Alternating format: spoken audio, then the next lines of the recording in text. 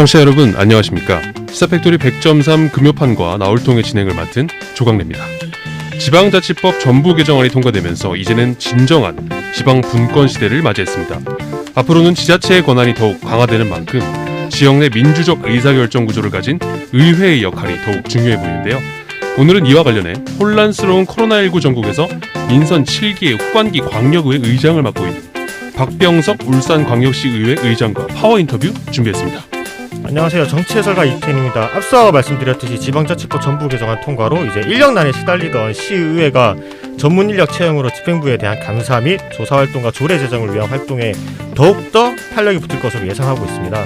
권한이 늘고 늘 호소해오던 인력난이 완벽히 해소된 게 아니지만 지금까지의 시의회에서 조금 더 진보된 시의회를 기대해 보겠습니다. 안녕하세요. 나올통 진행을 맡은 엄여빈입니다. 울산시의회는 울산에 필요한 법을 만들기 위해 조례를 제정합니다. 또 시의 살림살이가 잘 되고 있는지 시 예산을 처리하고 일을 못하며 혼내기도 하는 행정사무를 감사합니다. 그리고 시정 질문을 통해 시장과 교육감에게 시민을 대신해 업무를 질의하기도 하죠. 정말 울산의 중요한 역할이 아닐 수 없죠. 그런 시의회가 2021년에는 어떤 울산을 만들기 위해 노력을 할지 울산시의회 박병석 의장을 통해 이야기 들어보겠습니다. 안녕하세요. 나올통의 엄유미 작가입니다. 울산시의회는 제7대 후반기 원구성 과정에서 고성과 몸싸움이 오가며 불안한 출발을 보였지만 2020년 한 해 동안 총 332건의 의안을 발의하는 등 활발한 의정활동을 펼쳤습니다. 오늘은 울산시의회의 지난 후반기 6개월을 돌아보고 올해 역정사업은 무엇인지 들어보는 시간 가져보겠습니다. 노래 먼저 듣고 오겠습니다. 디에이드가 부릅니다. 달라졌을까 우리.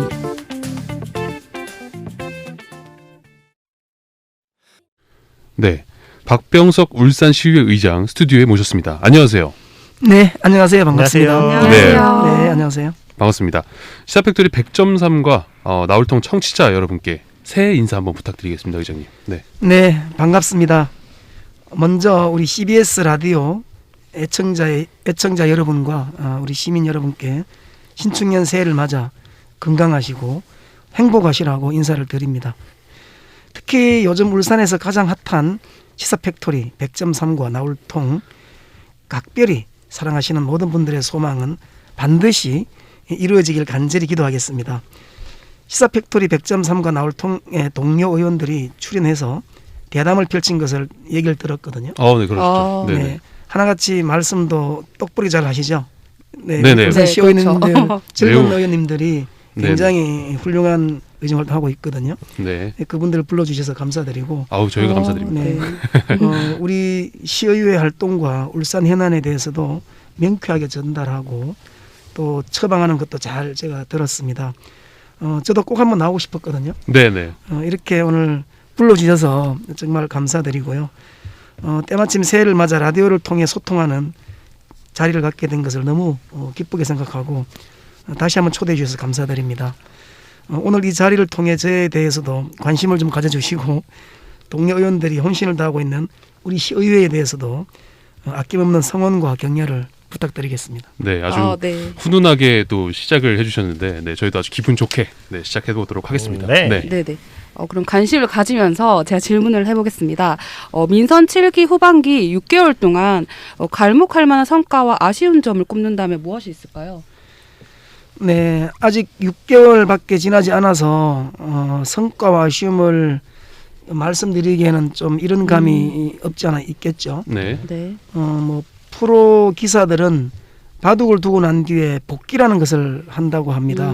네. 자신은 물론 상대가 착점한 수 가운데 어떤 것이 악수였고 또 어떤 것이 묘수였는가를 되짚어보는 거잖아요. 그렇죠. 지난 6개월 우리 시의회를 좀 복귀해 본다면 전반기에 비해 여야 정당 간에 큰 충돌이 발생하지 않고 있다는 것을 먼저 꼽고 싶습니다. 네. 그렇다면 충돌할 사안이 없었느냐? 그것은 아니었거든요. 네. 사전에 충분한 조율과 중재를 거쳤기 때문에 가능했다고 생각합니다. 중재는 의장인 저의 몫이었고 조율은 여야 정당 원내대표의 몫이었습니다. 네. 그렇기 때문에 지난 6개월 성과의 밑거름은 후반기 의회 출범 직후에 도입한 원내대표제가 신의 한 수였다고 생각합니다. 원내대표제 도입을 위해 조례를 만들고 원내대표를 선임하기까지 나름대로 우여곡절이 좀 있었습니다만은 서로 조금씩 양보하고 타협하면서 지금 어느 정도 안정이 된 것 같아요. 원내대표가 물밑 조율을 통해 민주시민교육 조례도 큰 충돌 없이 통과시킬 수 있었고요. 네. 또 행정사무감사나 예산안이 특별하게 여야 충돌 없이 심의 및 의결도 원만하게 처리할 수 있었습니다. 그리고 최근에는 긴급재난지원금과 보육재난지원금 또 교육재난지원금 등 울산형 재난지원금 3종 세트도 여야 간에 큰 이견 없이 합의 처리하였습니다. 현안 문제에 신속하게 대처하기 위해 청년특위 또 경제자유구역 특위를 신설했고요. 예결산 특별전문위원실로 확대 개편하기도 했습니다. 네. 네, 그러면 어쨌든 2020년 활발한 의정 활동을 보여주셨잖아요. 뭐 건의안이나 촉구안 등을 포함해서 332건의 의안을 발의하셨는데 양적 증가는 했으나 질적 성장은 부족하다는 의견이 조금 있더라고요. 의장께서는 실효성 있는 조례 제정이 이루어졌다고 보시는지 궁금합니다. 네, 뭐 그렇게 일부 보시는 것도 저는 충분히 이해할 수 있다고 생각하고요. 네. 세상에 쓸모없는 것은 없다. 다만 쓸모를 찾지 못했을 뿐이라는 말이 생각이 납니다. 네. 네, 의원들이 발의하여 제정한 조례는 각각의 취지와 목적이 있습니다. 저도 구의원 시절부터 지금까지 많은 조례를 연구하고 제정하기도 했습니다. 그리고 개정하기도 했죠. 네. 현실을 조금 앞섰을 수는 있지만 현실과 부합하지 않은 조례는 없다고 생각합니다. 네. 단지 각각의 조례가 모든 시민들에게 영향을 미치느냐는 별개의 문제입니다. 네. 하지만 조례는 시민들의 삶의 질 향상에 초점을 맞추고 있다는 것은 확실합니다. 법적, 제도적 미비와 함께 재정적 여건 등으로 인해 조례가 실효성 논쟁으로 번지는 경우는 사실 많습니다. 질적 성장의 밑바탕에는 양적 성장이 반드시 따라야 합니다. 네. 양적 성장을 하는 과정에서 실수도 하고 또 실패도 있겠죠.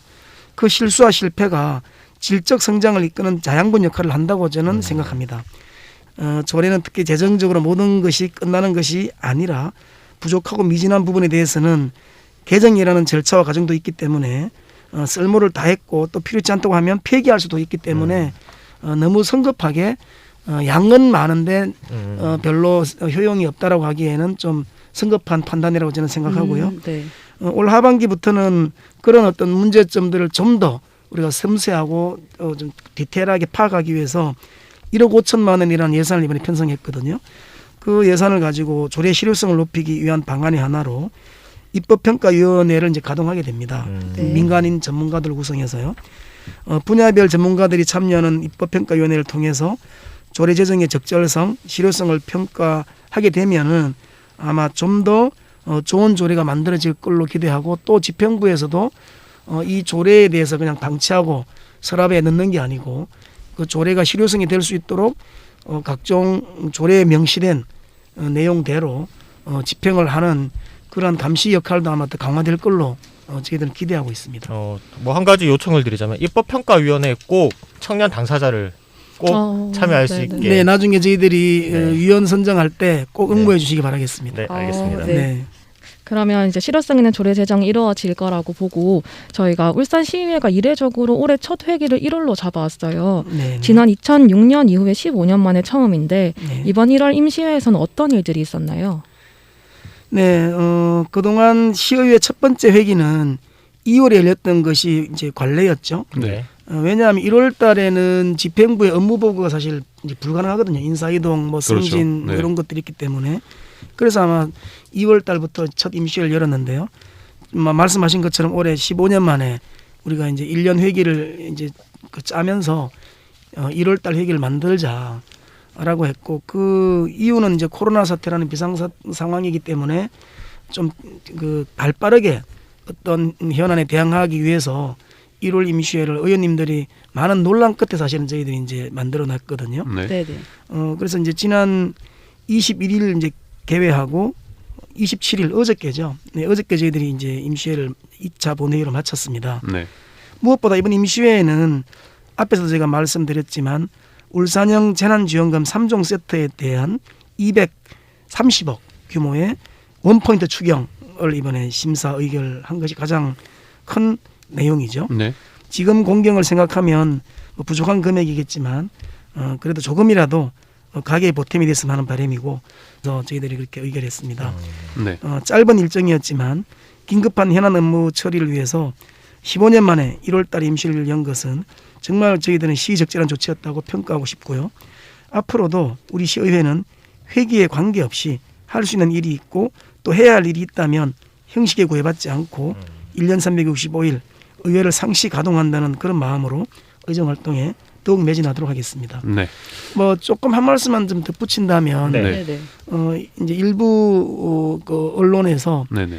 뭐 시의회가 1월 임시회를 마치 이제 코로나 추경 때문에 열었다고 하시는데 그건 좀 오해를 하신 것 같고요. 네.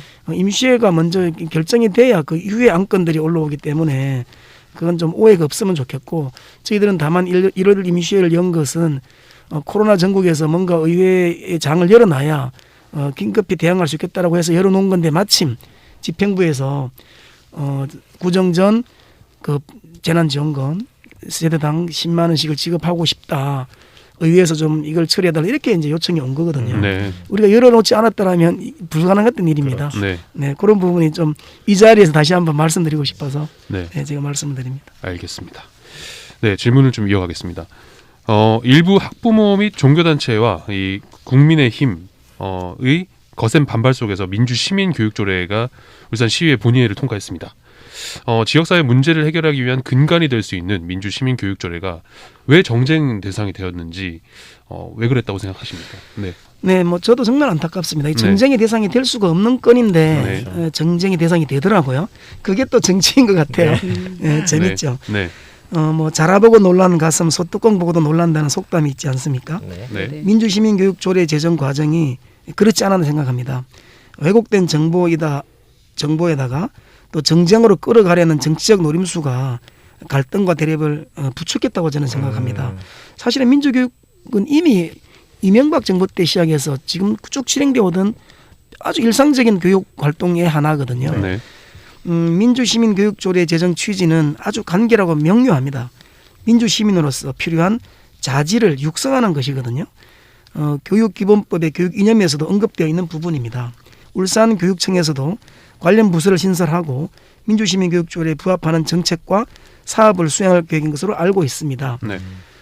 진보교육감과 진보교육 정책에 대한 기득권의 반발과 함께 특정 이념 및 사상에 치우친 정치 세력이 편성해서 조직적으로 저항했기 때문에 있어서는 안 될 혼란과 충돌이 일어났다고 저는 생각하고 매우 안타깝게 생각합니다. 공론화 과정을 충분히 거치지 않았다는 것도 어불성설이고요. 자신의 의견과 주장을 펼칠 수 있는 기회와 공간을 충분히 마련해 주었고, 절차적 정당성을 확보하기 위해 충분히 저희들은 준비했고 또 인내하면서 진행해 왔다고 생각하고요. 네. 그럼에도 불구하고 오랫동안 이 문제로 어쨌든 지역사회가 4분 오열되는 것을 막기 위해서 여야 간 협상을 통해 또 수정과 개선을 요구하는 부분을 수용했고, 이에 따라서 민주시민교육조례가 제정에 이르게 된 것이거든요. 물론 아직도 특정 세력들은 민주시민교육조례의 편향성과 부당성을 끊임없이 제기하고 있는 상황입니다. 시작해보지도 않은 것을 미리 예단하는 것은 사리에 맞지 않다고 생각합니다. 우리 울산에 앞서 서울과 부산 등 전국 11곳의 시도에서 이미 민주시민교육조례를 제정해서 잘 운영하고 있거든요. 네. 당초 우려와 달리 잘 운영되고 있다는 점에서 이제는 민주시민교육조례에 대한 거부나 저항보다는 함께 참여하여 제대로 된 민주시민이 육성될 수 있도록 힘과 지혜를 모으는데 동참해야 할 것이라고 생각합니다. 네. 최근 지방자치법 관련해서 좋은 소식이 있었는데요. 작년 12월 지방자치법 전부 개정안이 통과되었습니다. 그런데 지방자치법 개정안 조항 중 조직 편성권 없는 지방의회 인사권 독립, 의원 2명의 정책지원 전문 인력 1명으로 결정된 정책지원 전문 인력 편성 관련된 조항이 있어요. 그런데 일각에서는 개정안 내 지방의회 권한 강화 조항 모두가 지방의회의 염원을 제대로 반영하지 않은 반쪽짜리 개정안이라는 평가를 내놨습니다. 이에 대해서 어떻게 생각하시나요? 네, 뭐 굉장히 아쉽고 부족한 것 뭐 당연하고요. 반대로 이제 이게 우리가 그동안 지방자치를 새롭게 시작한 이후에 네. 30년 동안 한 번도 국회에서 이런 논의를 했겠지만 그쵸. 네네. 네. 관심 있게 이걸 통과시키려고 했던 네. 적이 없어요. 네.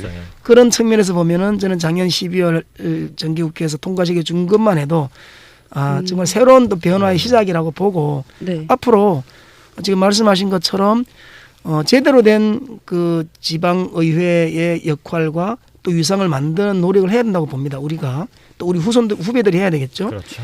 이미 전국 시도의장단 협의회에서는 지방자치법에서 담을 수 없는 부분이 분명히 있잖아요. 그렇죠. 그래서 지방의회법을 네. 제정해달라는 목소리를 내고 있고 이미 세종시 의회에서는 건의안을 이미 발의를 한 상태입니다. 우리 울산에서도 시의회에서도 지금 준비해서 다음 임시회 때나 정부에다 강력히 지방의회법 제정을 촉구하는 그런 건의서를 국회나 정부에 좀 전달하려고 지금 준비하고 있습니다. 네.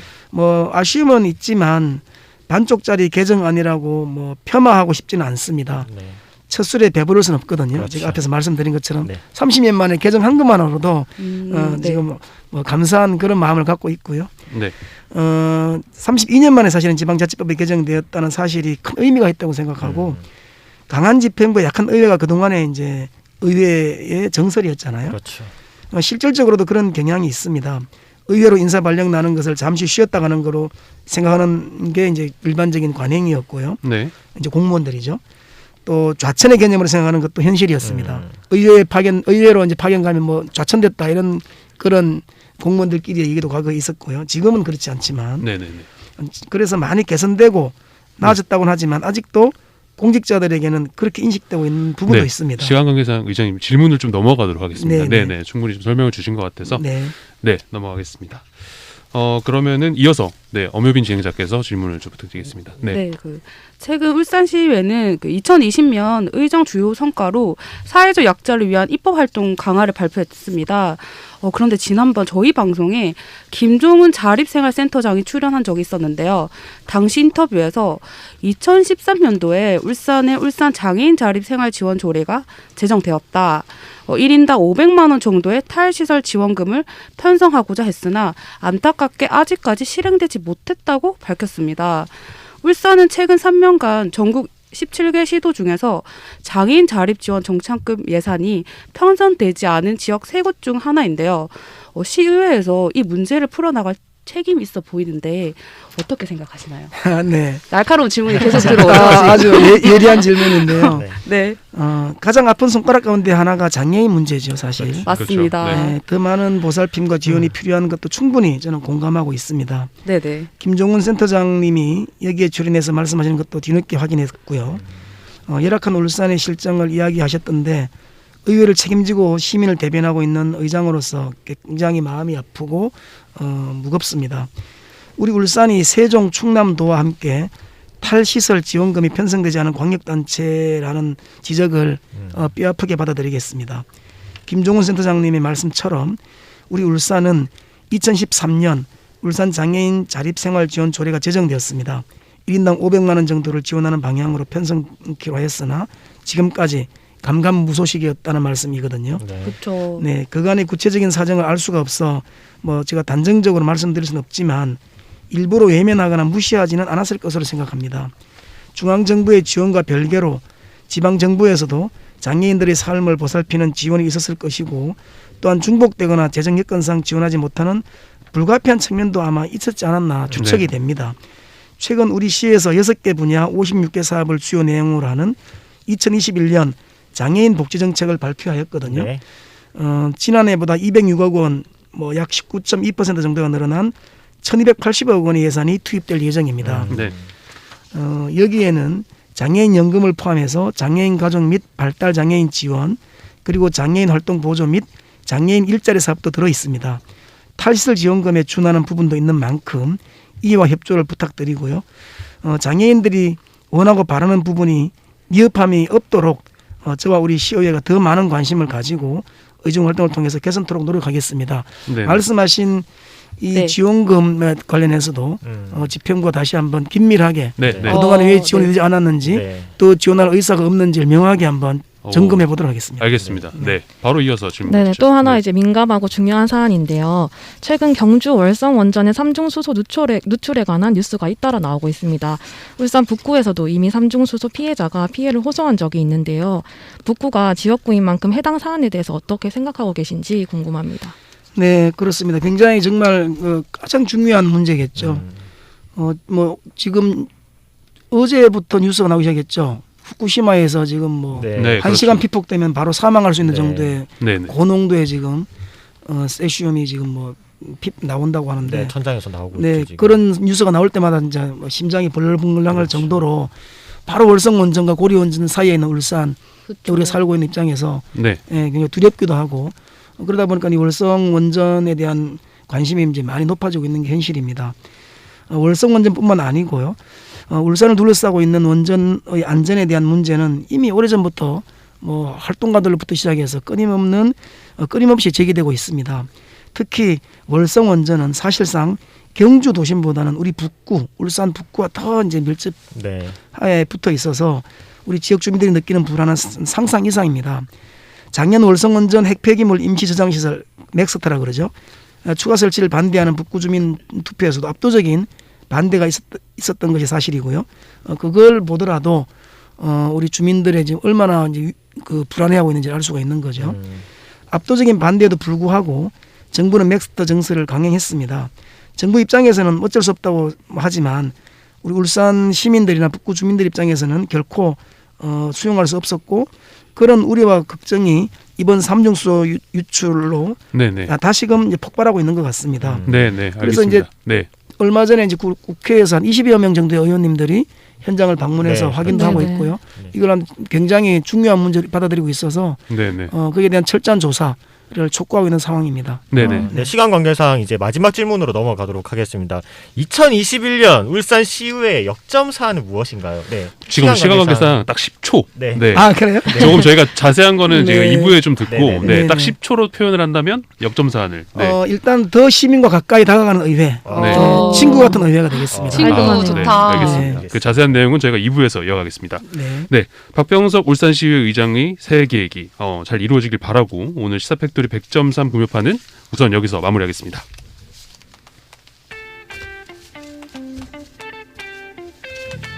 네, 라디오는 끝났지만 팟캐스트와 유튜브에서 박병석 시의회 의장과 인터뷰 계속해서 이어집니다. 팟캐스트 플랫폼 팟빵과 유튜브에서 나울통 검색하셔서 들어오시면 들으실 수 있습니다. 울산 청년 네트워크와 울산 CBS는 매주 금요일 방송을 통해 청년의 눈높이로 울산 현안을 다루고 있습니다. 이 방송에는 여러분 제보와 사연이 중요한데요. uscbs@cbs.co.kr로 내용 보내주시면 방송에 적극 반영하겠습니다. 지금까지 기술의 강승복 엔지니어, 음악의 길기판, 진행의 조강래, 이태인, 엄유민, 엄여빈, 책임의 김성광이었습니다. 일단 라디오 청취자분들께는 여기서 인사드리죠. 여러분 시사팩토리와 나울통 청취자들을 향해 외쳐주세요. 모두 안녕!